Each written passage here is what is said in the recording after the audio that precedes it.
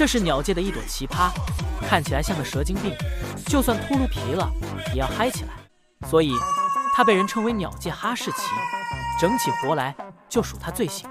它就是头顶长呆毛的凤头鹦鹉，是鹦鹉里的小二逼。它或许不是鹦鹉界颜值最高的，但一定是鹦鹉界最会发神经的。拆家也是不输于隔壁二哈的，你永远都不知道它下一秒会玩出什么花来。作为一只靠嘴吃饭的鸟，凤头鹦鹉本事是真不少。虽然它的智商不算高，但浑身充满了艺术细胞。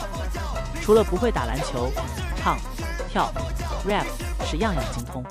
生活上还有社交牛逼症，没事不光能给主人逗逗鸟，还能假装自己是条狗，甚至还能一起学猫叫，混进去开个大会。就算有人跟我说这货会摇花手，我都一点不惊讶。作为鹦鹉界的大块头，不知道是不是飞着太累，还是走地鸡才符合它的定位。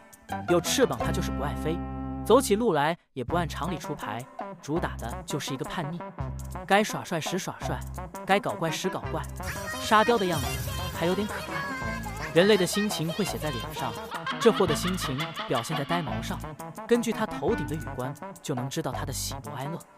好在凤头鹦鹉作为一只没心没肺的傻鸟，每天快乐得很纯粹，寿命更是长达50-60年，养它得做好被它送走的准备，要么被它熬走，要么随时被它笑死。